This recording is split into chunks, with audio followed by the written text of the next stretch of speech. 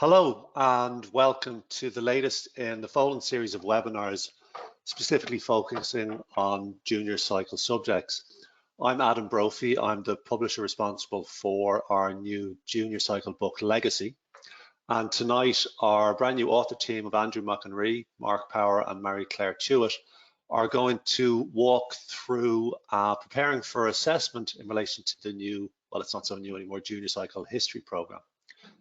Some of our research and speaking to teachers over the last couple of years has pointed to certain areas that we understand you to be having difficulties with, and the guys are going to have a look at those. Before they launch into what they're going to be doing, I'd just like to let you know that you can go to Folens.ie and check out the books associated with this program and the digital resources. They're available now. If you just go onto our website, Folens.ie, and you can either search for history or legacy, and you'll be brought to full samples of the textbook, the flip books available of both of those. There's also samples from the teacher's guide that's available to all of you. And there's sample digital resources that will be supporting the program there too. Soon enough, as soon as books are in our warehouse, they will be posted to all history teachers. Also, at the end of this, it'd be great if you could hang on. There'll be a survey question at the end for you to give some feedback on how you find the usefulness of the webinar. And also just note that we're recording this session. Any people that arrive in late, they'll be able to see the whole thing. And all attendees will be emailed a link tomorrow, I think. So if you want to go back and if there's any answers that you want to double check on, that'll be available for you in your email. Okay, so I'm just going to hand over now to Aindriú, and he'll kick off. Oh, by the way, there is a question box on your screen. If at any point during the presentation you have questions or you need some clarity on anything, if you pop your questions into the question box, it'll come through to us, and in the Q&A session after the presentation, we'll be able to ask the authors any questions that you'll have submitted. Okay. I'll hand over at this point to Aindriú. Hey there, folks.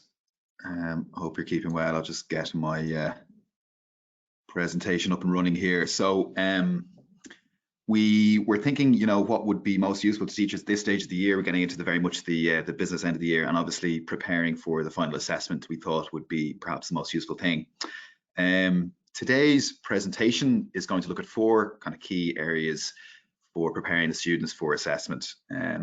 The first one is the whole area of working with evidence and looking at sources. I'll be dealing with that topic.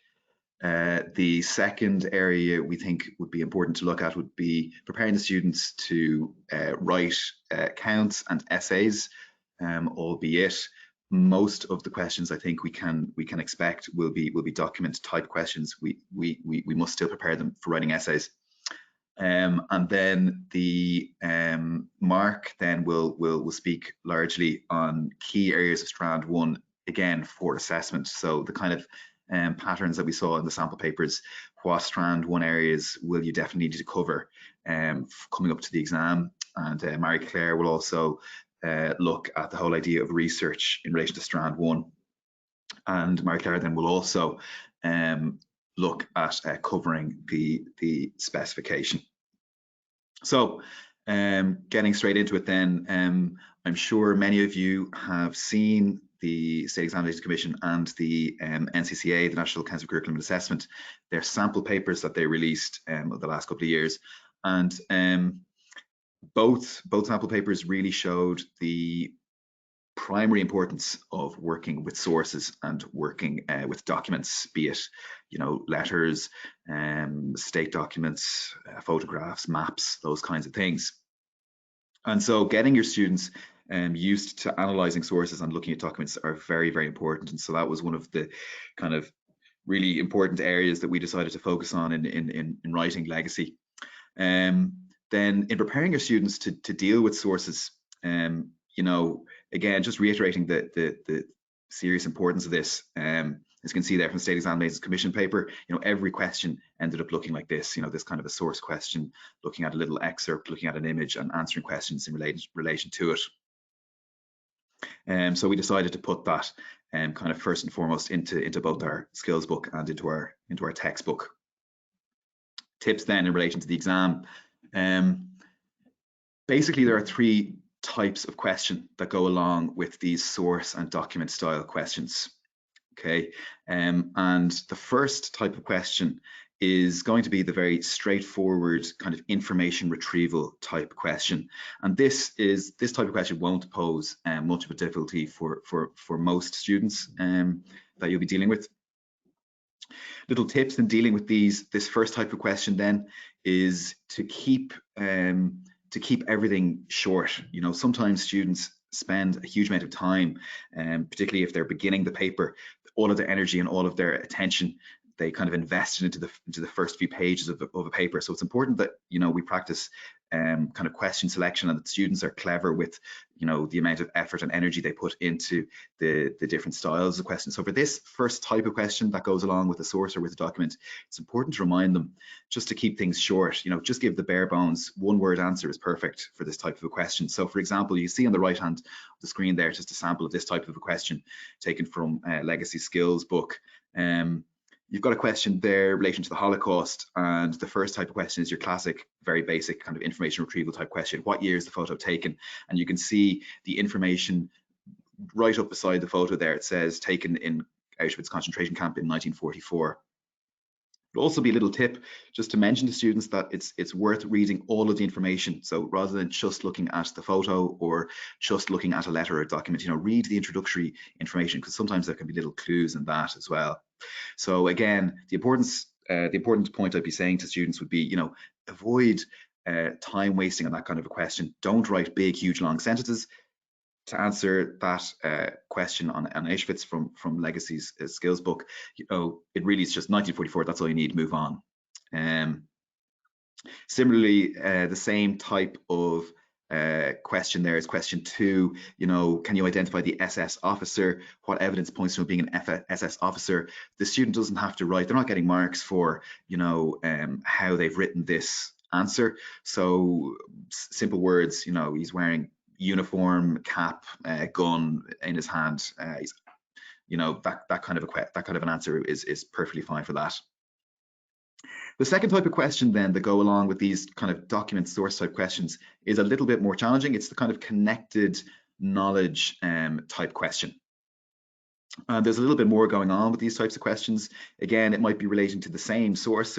So you know, you might get an image, you might get a letter or a document, and the questions will be, you know, gradually getting maybe more challenging. So this is the kind of the mid-level connected knowledge analysis type question, and it's also the type of question that brings in maybe knowledge from Strand 1 of the history course. So getting them to maybe evaluate sources, to maybe identify areas that you could find a similar type of source, to maybe mention the benefits or the drawbacks of this particular type of source.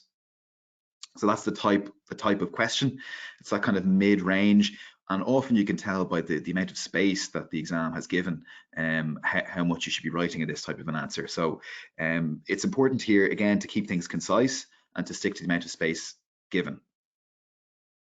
A couple of tips then to students in answering this type of more connected knowledge, source evaluation, source analysis type question. Again, keep answers short and to the point. Okay, it's not an essay style question, and there probably won't be any marks going for, you know, how well it is written in particular. So, you know, keep your answers short and to the point. Again, some students, they're very enthusiastic and they're out of the traps. You know, like a horse wanted to win the race, they try and write down every little bit of knowledge, including lots of background and whatnot. So, you know, don't time waste, don't put background into those types of questions. And even when it comes to the essay questions, of course, you'd be obviously telling them to keep background limited, although there may be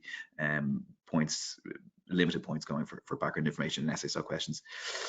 So again, keeping it clear, keep it to the point would be the tip.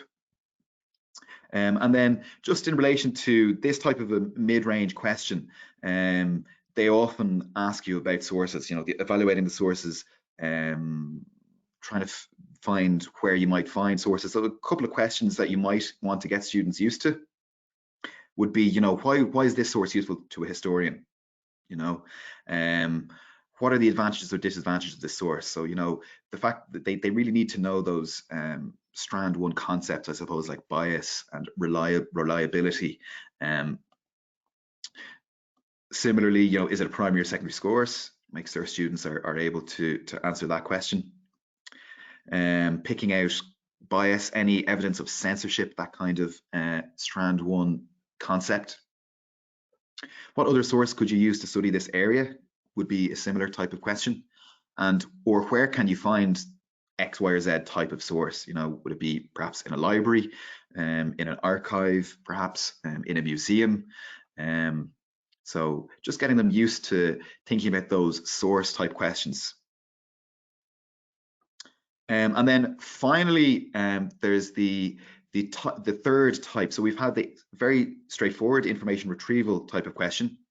We have the second type of question, which we looked at there, which is the kind of analyzing the sources, connected knowledge, perhaps, you know, if it was a document on, for example, War of Independence, say, you might get a question for a mid-range answer, kind of like, what is a flying column? This document mentions a flying column. What is a flying column? So that could be a connected knowledge. This type of question is the third type of question you see in relation to these sources and documents. This is the slightly more challenging question. And there's a few examples there taken from the SAC sample paper. You know, what changes occurred in Ireland as a result of the plantation you studied. So that was relating to a document, a letter from the plantations. What were three key differences between Unionists and Nationalists during the time of the Troubles? That was again in relation to a Troubles document on the sample paper. And then there was a cartoon from the Cold War, and there was a series of questions, some straightforward, some slightly more challenging, and this would be the upper end of how challenging they were. This is the third type of question, which asks them to maybe discuss something related, but not really rooted in the document at all. So, you know, name a major Cold War incident and give an outline of what happened during the incident. So these are the more challenging kind of short account, mid-range style question. So we were very sure to include lots of this type of question in legacy, and we were really guided by the learning outcomes. So the learning outcomes are what you want to go here in asking yourself, are the students in my class prepared to answer this type of questions? Look at the learning outcomes. You know, do they know, for example, the causes, the course, and the consequences of 1798? This type of question might be something like, you know, what were the consequences of 1798? Or, you know, write a short account on the causes, or name 3 causes of 1798. That kind of a question. So they're often rooted in the learning outcomes. And a little tip, if you want to see the type of more, looking beyond legacy, the type of questions that that could be asked for this type of question, they're very similar to the question 5C from the old paper. You know, question 5 was the kind of document style question from the old junior cert. And the final question in that 5C was often that type of a kind of a shorter account, not a full essay, but it's still challenging. So on the right hand side, you've got a selection of those types of questions there. You know, describe an archaeological dig, you know, describe how artifacts are dated, you know, and then looking at some key learning outcomes from the new specification. You can see towards the bottom there, you know, how have women's lives changed in Ireland in the 20th century? That could be a kind of one of these types of questions that's connected to, say, a source on the paper. Little tips, as I said, look at your learning outcomes in preparing your students. Look at question 5C, as I say, a lot of those, some of those old 5C questions are on both the SEC and the NCCA sample papers. And again, they are those kind of mid-range, not full essay, but kind of short account style. Again, I'll be telling the student to very much stick to the questions being asked here. That's key in giving a couple of kind of tips to your students, to make sure they stick to the question that's being asked, and they're not giving, you know, they're not going wild, giving lots and lots of paragraphs on irrelevant information. Finally, the final thing I'm going to mention here is, you know, we do ultimately have to prepare them for writing essays as well, because as we saw in both the NCCA and the SEC sample papers, you know, they may still be asked to write an old traditional essay. So on the left, you can see the essay that was in the SEC sample paper. It did give them a fair bit of choice. They had to write an essay on a manor or a town or a castle or any other medieval setting of your choice, and then make sure to include at least 2 of the following. So, you know, we made sure when writing legacy to include plenty of this type of essay preparation style question, and also to make sure to scaffold their learning so that they kind of get used to writing essays and how they're structured. Little tips then on writing essays. Is, you know, between now and the end of year, you could practice writing a few with your students. Make sure you're scaffolding, you know, make sure that you're basically, you know, getting across to students the importance of sticking to the questions being asked, so they can write reams and reams and reams of material, as they often do, that's not relevant to answering the question. So that's the importance of relevant historical facts. I call them like RHFs, I say to my students. So make sure that they're using historical facts, but also that they're relevant to the question. You know, I would be also letting my students know that they should be planning their essay and that they should use structure. They should use paragraphs. You know, if I was shaping an essay with my students, I'd be telling them to use a short intro with a small bit of background in a topic, because there may be marks going for background information, but there obviously won't be a huge amount of marks, so make sure to keep it short, and then to structure my main points into body paragraphs, you know, packed with relevant historical facts. Then to give a little conclusion, summarize what you've written, jogging back through your main points. So it's important that they're kind of scaffolded in that way. You know, for example, going back to the question that was on the SEC, you know, I would be building my paragraphs around, you know, if I was writing about a medieval town, first paragraph would be looking at the conditions of the town. Second paragraph might be looking at how work was in the town. Third paragraph might be looking at, you know, entertainment in the town.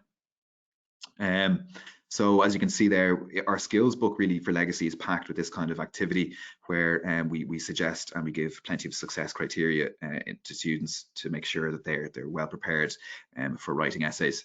Which brings me to the end of my section of this presentation. So I'm going to hand over now.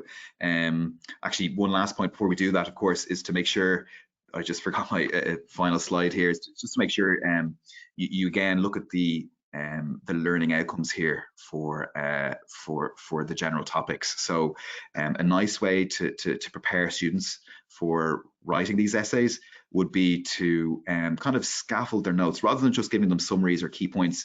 You know, shape it out for them like we do at the end of every chapter in legacy, you know, into perhaps causes, course, and consequences. And that kind of breaks it down, particularly for the student that finds essay preparation more difficult. You have prefabricated paragraphs there. You know, if it's writing an account of 1916, for example, if that was an essay topic, they already have their kind of prefabricated shape of their essay there in breaking it down into causes, course, and consequences. So that's a big tip maybe in essay preparation.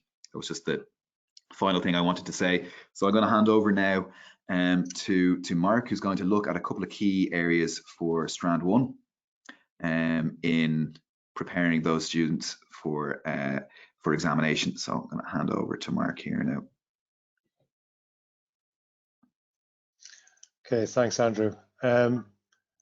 Okay, so the areas that I was looking at was developing historical consciousness in relation to Strand 1, because I think it's an area that we cover quite extensively in the book, and it's something that I think in the sample papers, in both the NCCA and the SEC, and in some of the pre-papers for what it's worth, this has been something that maybe has had a little bit more emphasis put on it than is necessarily the case in perhaps the original versions of junior cycle books.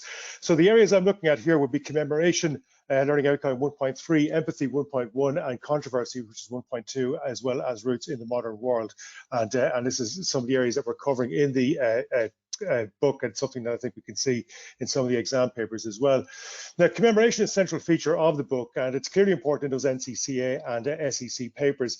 We're looking at modern issues, and we're looking at why events are remembered and how different cultures remember them. Now, there's a few examples I have to illustrate that in terms of looking at how there might be different ways of looking at particular historical events. And I mean, obviously the specification goes back quite a number of years, but I can't help thinking that the way that history has become so culturally and politically central in the world over the last few years, and politicized and weaponized indeed, maybe makes this area maybe even more relevant than perhaps we had first anticipated when we were writing it.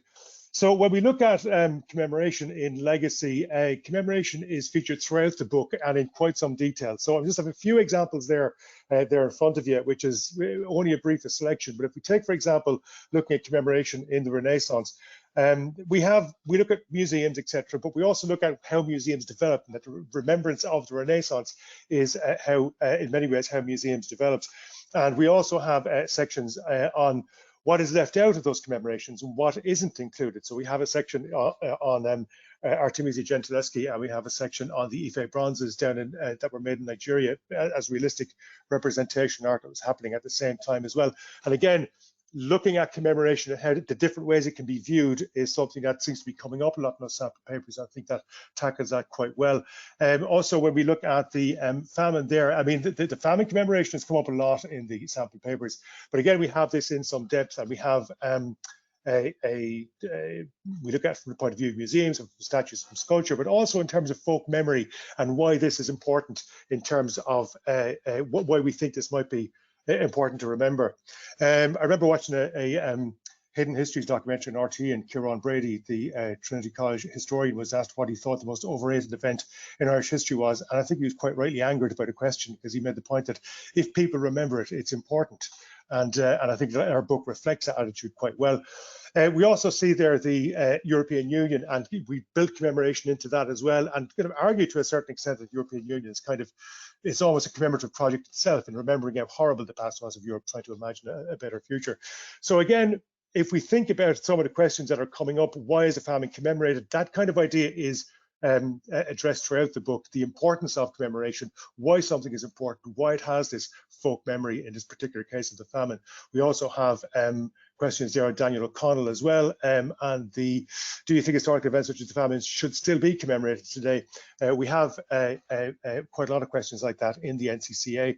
Now, we address that throughout the textbook, but also in the skills book as well. So if you take a look at from the skills book on the other page there, we're asking students to remember how they might suggest remembering the Holocaust.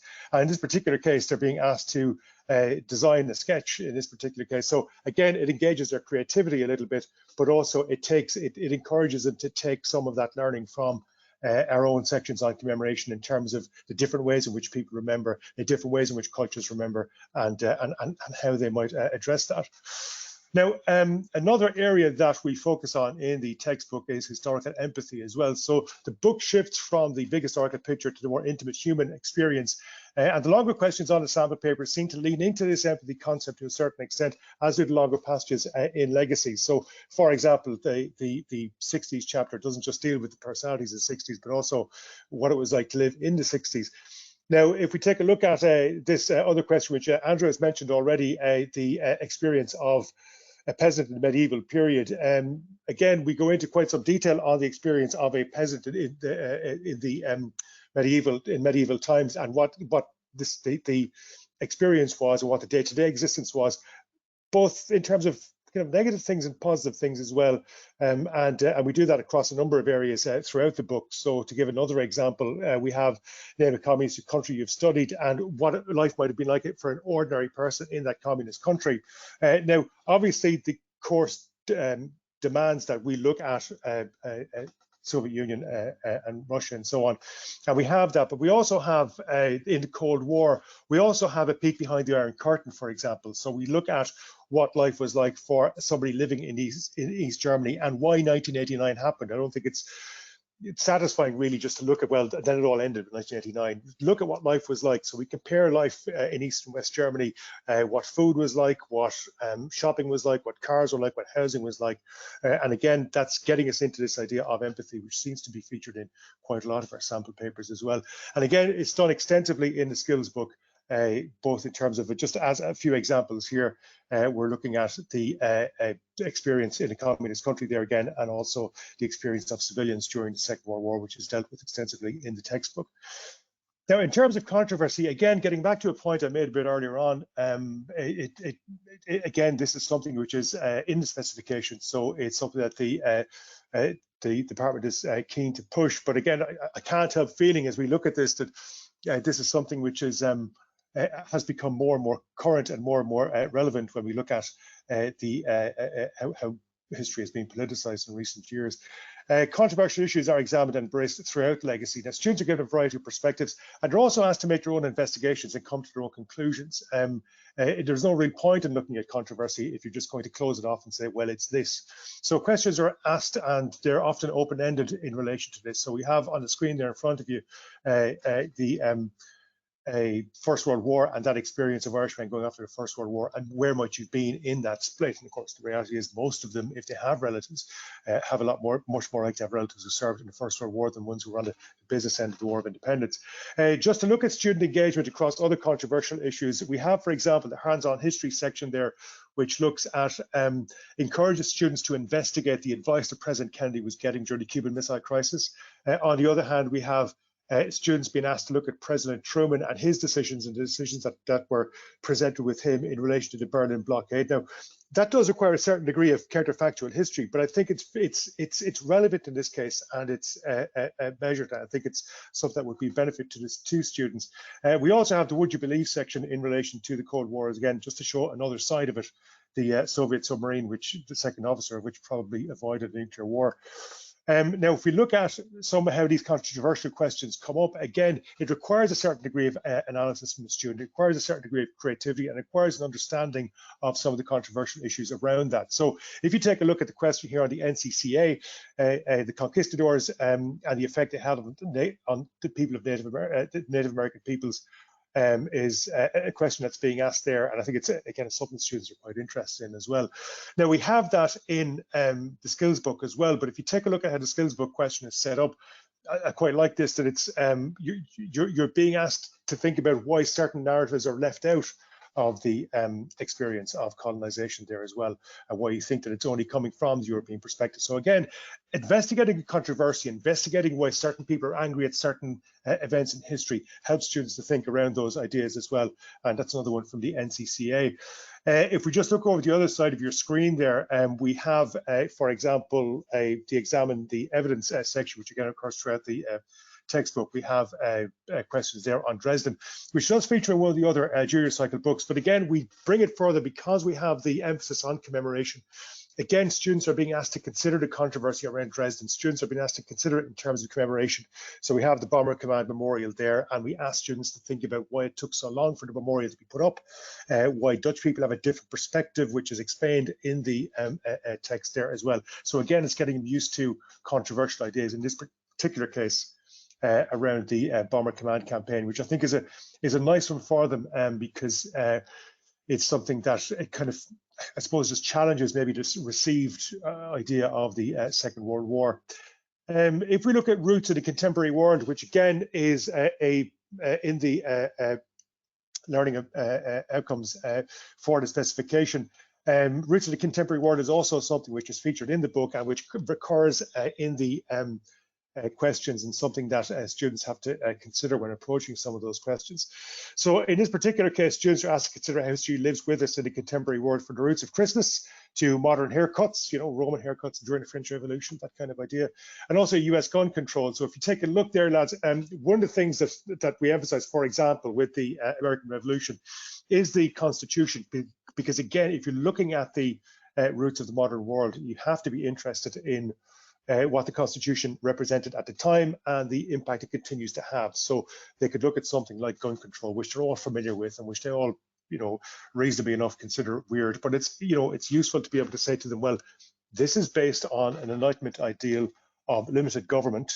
And however strange we think it is, it's in the Constitution, just like, and we also feature it in this section as well, just like gay marriage goes back to the very core principles of the Constitution around areas like freedom of association. Now, events like the Renaissance, the war, colonization are also examined from inside and outside the European context.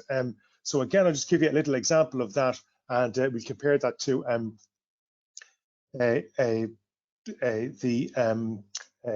the NCCA exam paper. So if we take a look at the roots in the modern world, here we have commemoration in the Second World War. One of the things we wanted to do with this particular section was to take commemoration outside of the English-speaking world, where the narrative is dominated by the Anglo-American good war narrative, which is not something that were challenging, but just try to point out that there are other ways of remembering, from the forgotten allies like the Canadians and Australians and Indians, to the occupied countries and the suffering and humiliation that they went through, to East Asia, through to the German experience of the war, and also the Eastern European experience of the war, and how that's a very much contested memory, and how countries that were formerly part of the Soviet Union have a very different memory of that. And I don't need to point out the relevance of that, but one of the things that we're trying to get at when we look at the roots of the modern world is, again, thinking about how students might be able to grade and put into a hierarchy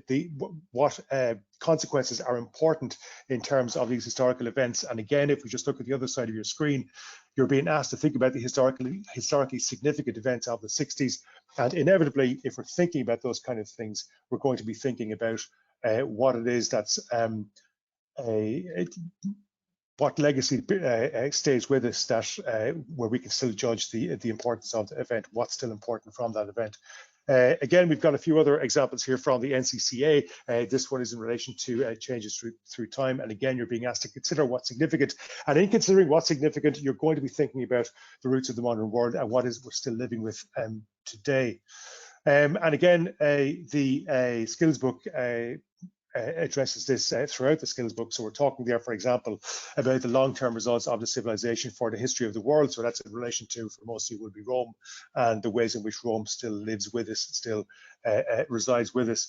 And the other one there, again, is talking about the significance of famine. But in this particular case, we're also being asked to interact with a website to try and investigate the ongoing significance of the famine and think in terms of the roots of the modern world. Again, now, lads, I think that's the end of my part of the presentation. So I'm going to hand over to Marie-Claire, who's going to look at the third part of the presentation. So if you just bear with me for a second, I hope this works.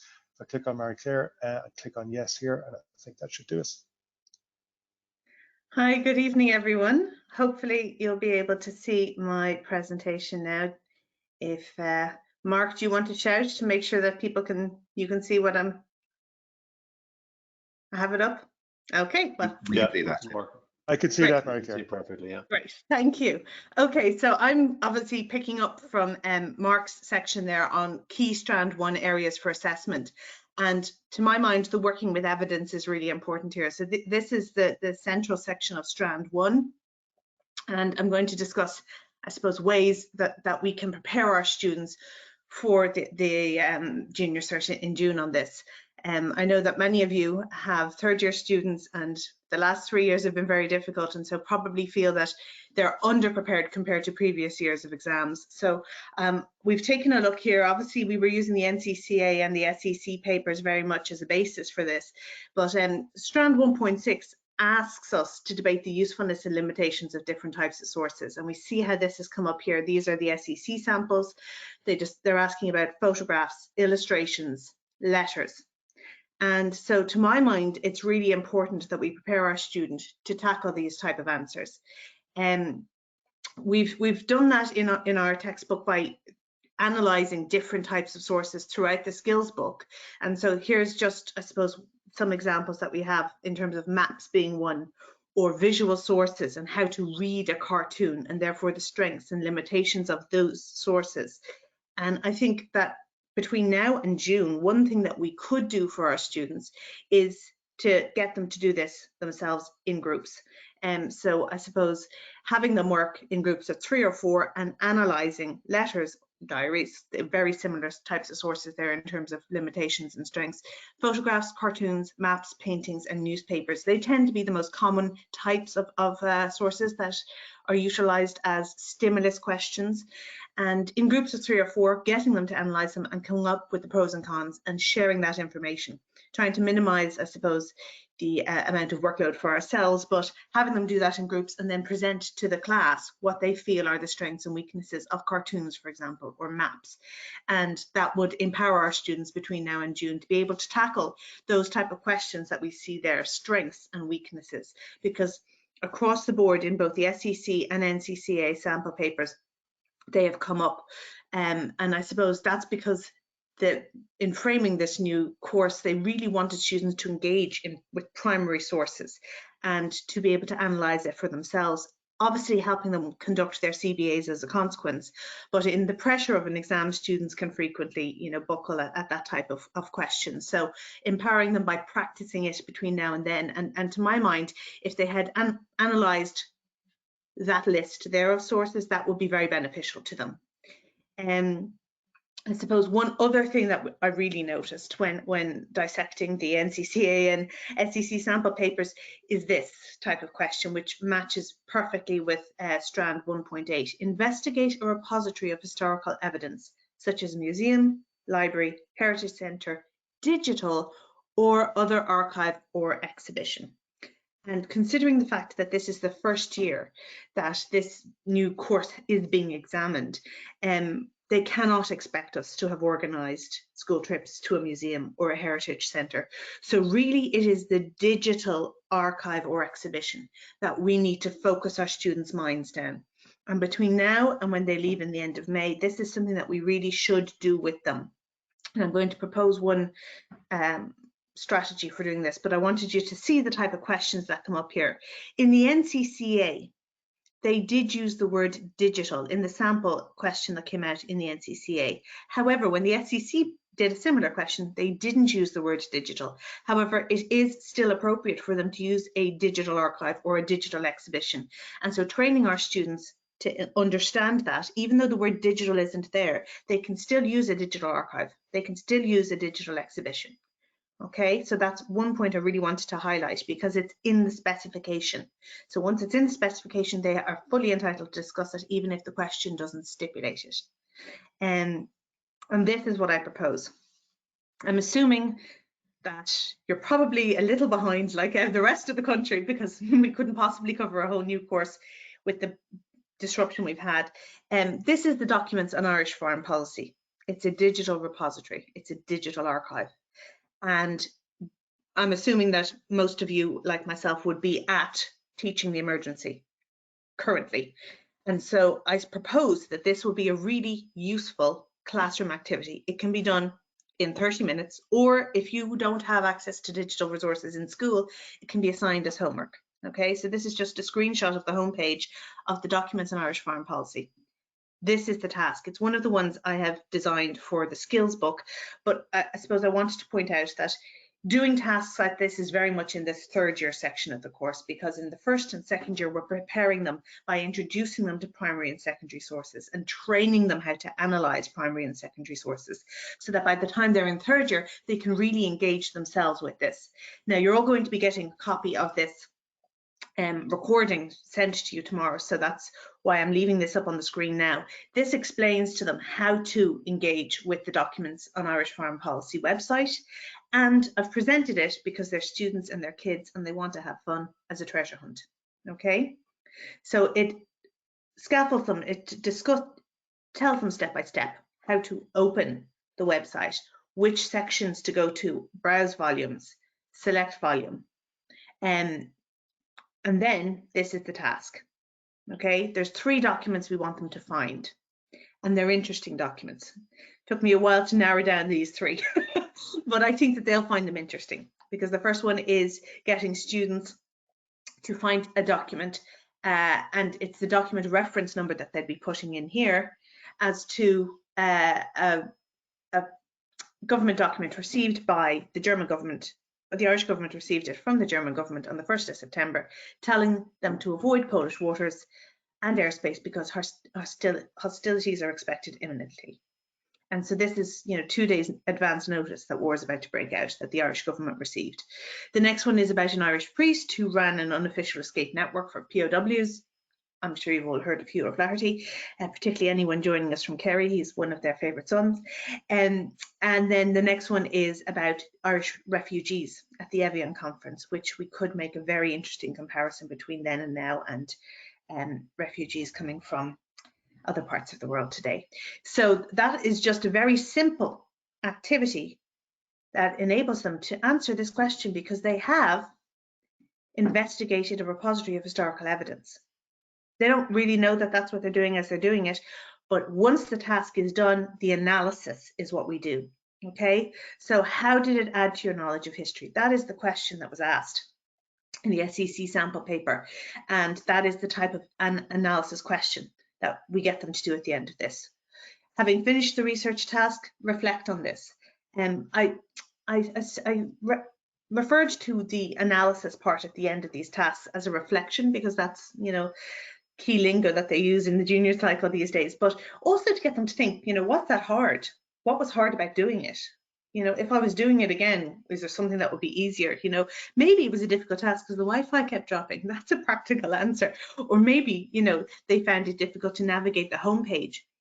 All of this is also, I hate to use the phrase, but ticking the box for engaging them with digital technology, because that's something that all of the junior cycle subjects are supposed to be incorporating. And so that's very much part of the new junior cycle. And as we were going through the planning for this course, you know, the teacher book, to my mind, it was important to highlight all of these things and how they are engaging with not only digital technologies and meeting strategies that the school is trying to engage with, but also literacy and numeracy. You know, numeracy, they're going through document reference codes to actually find the one to put in there.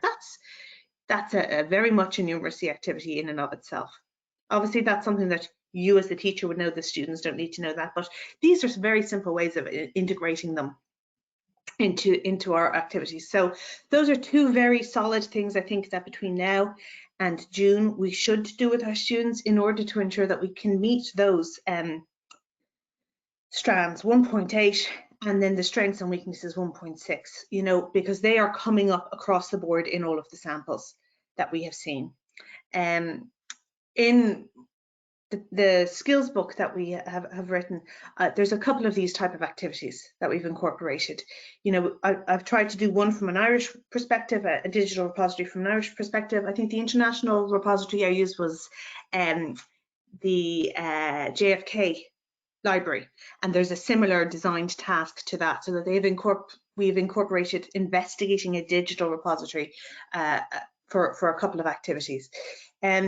Now, like myself, you're probably all stressed as to how it would be possible for us to cover this specification with our students. We were all still learning it when COVID hit, and between the school closures and trying to teach online and everything, it's not possible for us to have completely covered this course, all right?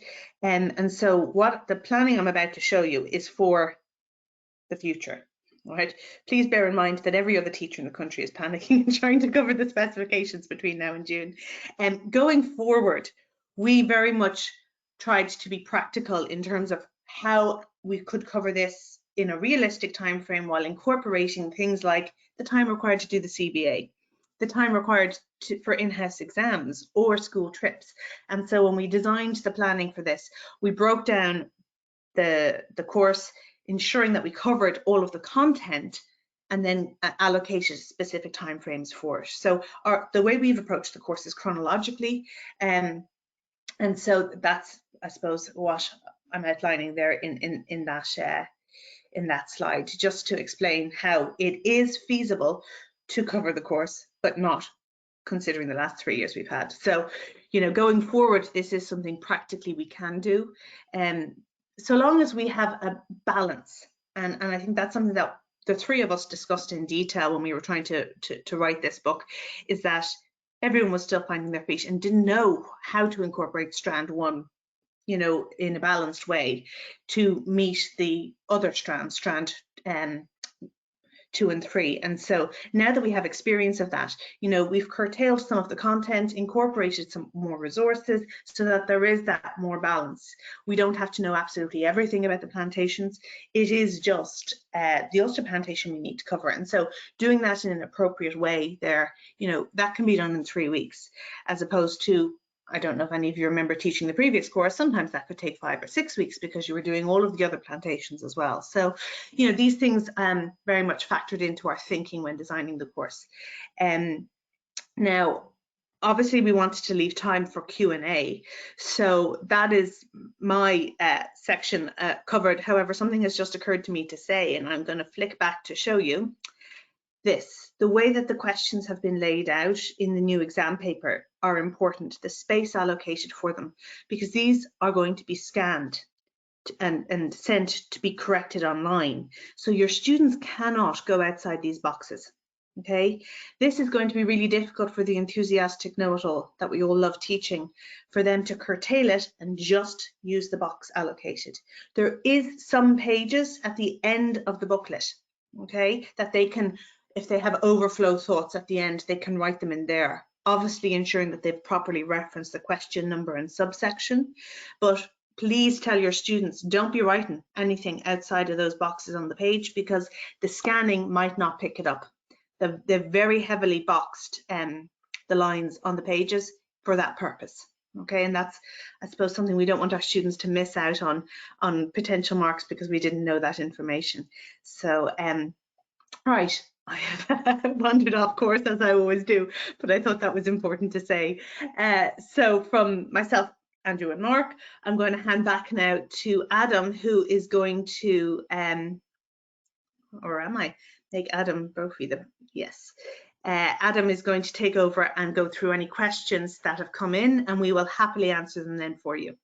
Again, I'm conscious now a little bit of time, because that was a fantastic presentation, guys. I mean, I'm always struck when thinking about history and thinking about this new course, about how, say, compared to even when I was in school, the exam I faced for was pretty much a recall thing. There's so many more demands on the students in terms of how they have to assess or get to grips with historical consciousness, big picture, the interlinking and interweaving of events, and also the impact that has on you as teachers. So I think you've done a great job there of just addressing some of the particular assessment difficulties and time constraints that you're all struggling with at the moment. So just before I throw a couple of questions at you, I just remind everybody here, if you want to see the resources in the books, they're available on Folens.ie. If you need any further information, your local Folens Rep will be happy to have a chat with you or come into your schools to either demonstrate the new program or just talk things through with teachers in your department. I think that's about it. We've got everything covered. So what I'm going to do now is just throw a couple of questions at the guys. First one. Hi, I have a question relating to the time constraints. Do you think students would be better to attempt the shorter questions in all 10 questions first, then go back and answer the longer questions? We found a lot of our students didn't attempt the last 2 questions as they ran out of time. I'm guessing that that was in the pre's. A lot of marks going for short questions. So would they be better off ensuring they get something from all 10 questions done? Would like to have I might tackle that one if that's okay, Adam. Go for it, Marie-Claire. Because first of all, the marking schemes have not been provided by the SEC and NCCA. So in the pre's, both, you know, the firms that produce those were guesstimating using informed, you know, opinion, but that we cannot guarantee that that is how the marking scheme will go. So the way the questions are designed is scaffolded for students.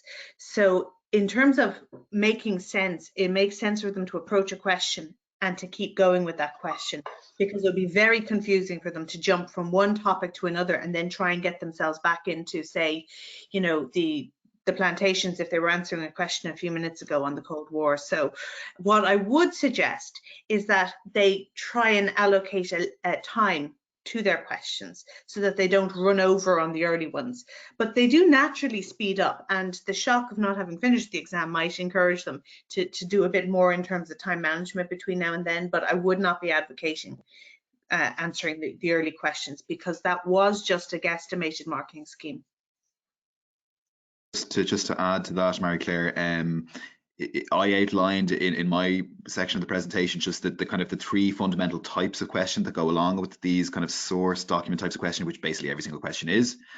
And you know, that should guide the student as well in terms of how much time, you know, spend 0 time on the short 1 answer questions, just 1 word, you know. If it's the mid-range type question, the connected knowledge or source evaluation, again, doesn't need to be a big, huge essay. And then if it's the slightly longer, more challenging kind of learning outcomes type focus, like what are the causes, what are the consequences of this issue, you know, again, be fairly succinct, you know, try and answer it as best you can, but be as succinct as you can, and it's getting them used to try and adapt to that would be very, very important. So, you know, reiterate 0 time on those short questions, don't even write sentences, just 1-word answers.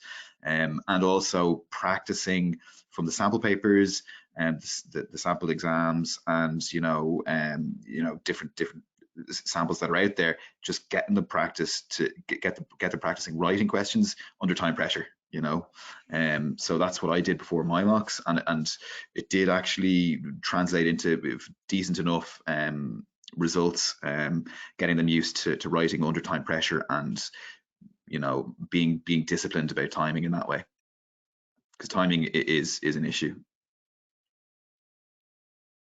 As a non-teacher, but as an ex-student, I remember having a beaten into my head: answer everything, you get nothing for nothing. Okay. There was another question: any guesses on marking schemes? I think you've kind of brought that up, and again, it would be very hard to say, although it's going to, like, fundamentally, like, relevant historical fact, like that fundamental, you know, that's the foundation of everything, I suppose, in the history exam, isn't it? So. And bearing in mind that this is a common level course, so, you know, the more difficult questions, the type 3 questions that Aindriú was outlining, those questions are where our, you know, really enthusiastic and well-informed students have a chance to show off, and therefore do better than the students who are struggling to engage, I suppose.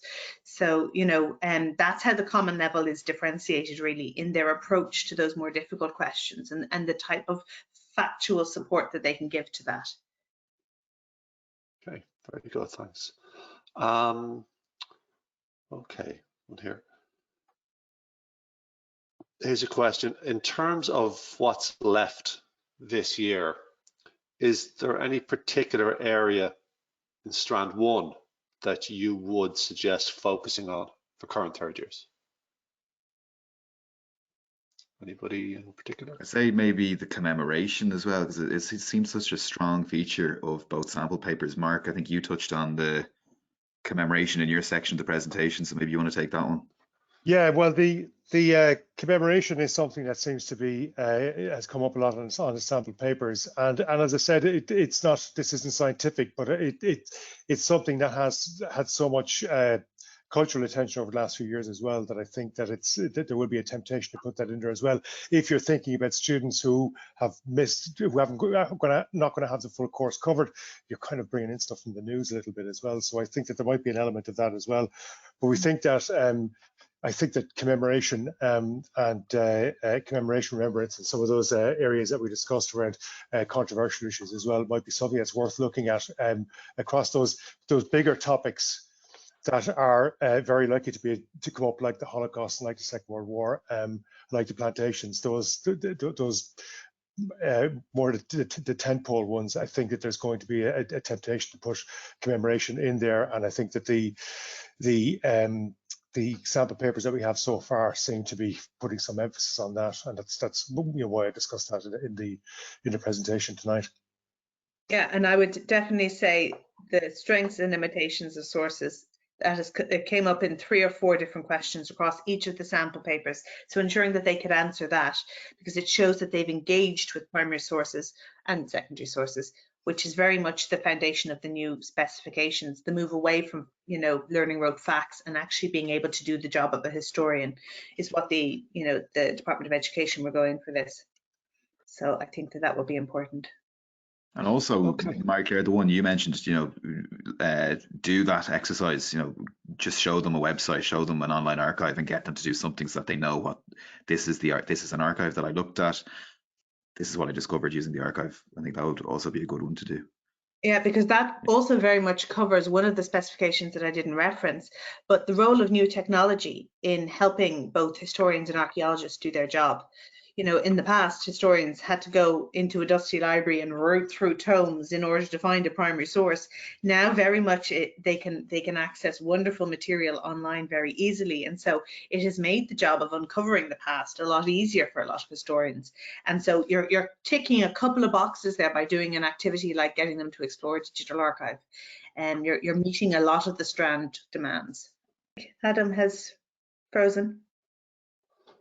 Hello, can you hear me? Yes. Oh, we can. Can you hear me, Adam? Yeah. I had to close off my camera because I seem to be having connection difficulties. But we've actually run out of time. So I'd just like to thank everybody who turned up tonight, and Marie-Claire, Andrew and Mark, I'd like to thank you very much for all the effort you put into this. If I can say, I think you've done a fantastic job on this program and you did a great job tonight, so much appreciated. For everybody else, if you wouldn't mind, if you could do the question, the survey question that's being that's asked, I think, on your screens, and just submit it to us, would be much appreciated. And to remind you that tomorrow you'll get a transcript of, or not, sorry, not a transcript, you get a recording of this should you wish to go back on it. And also you'll get samples. I think we might have lost Adam, yes. Yeah. But on behalf of the three of us, thank you very much for turning up. Thanks very much. Thanks, guys.